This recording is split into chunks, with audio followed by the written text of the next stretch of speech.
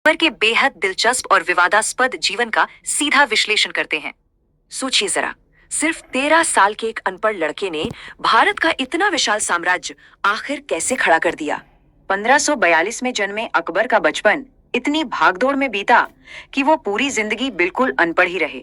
पिता हुमायूं की अचानक मौत के बाद उनके संरक्षक बैरम खां ने फौरन इस बच्चे की ताजपोशी कर दी और ताजपोशी के तुरंत बाद अकबर ने पानीपत के दूसरे युद्ध में हिंदू राजा हेमू को चौंकाते हुए हरा दिया।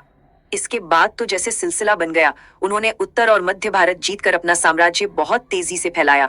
इतने बड़े इलाके को संभालना आसान नहीं था, इसलिए उन्होंने राजधानियां बदलने और चलते फिरते दरबार का अनोखा तरीका अपनाया।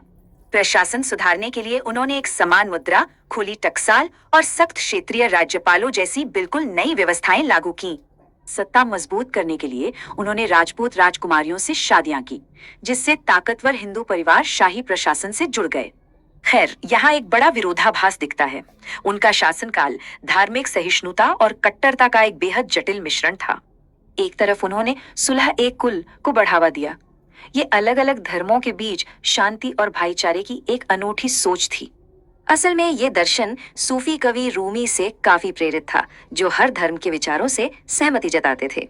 इसी बुनियाद पर 1582 में उन्होंने दीन ए इलाही बनाया, जिसमें सभी प्रमुख धर्मों की बेहतरीन बातें शामिल थीं। लेकिन दूसरी तरफ ऐतिहासिक दस्तावेज कुछ कड़वे सच भी बताते हैं, जैसे उनके विशाल हरम के लिए महिलाओं का अपहरण। उन्होंने सुंदरियां चुनने के लिए खुदारूज अनिवार्य कर दिया था, और तो और हारे हुए दुश्मनों से उनकी महिलाएं छीनी। साथ ही उन्होंने सामंतों द्वारा बिना इजाजत बनाए गए मंदिरों को तोड़ने का आदेश दिया और पुर्तगालियों से भी भिड़े। वैसे अनपढ़ होने के बावजूद उनके दरबार में नवरत्न कहलाने वाले बेहद प्रतिभाशाली और विद्वान लोग हमेशा मौजूद रहते थे। इन विवादों का काफी विरोध हुआ।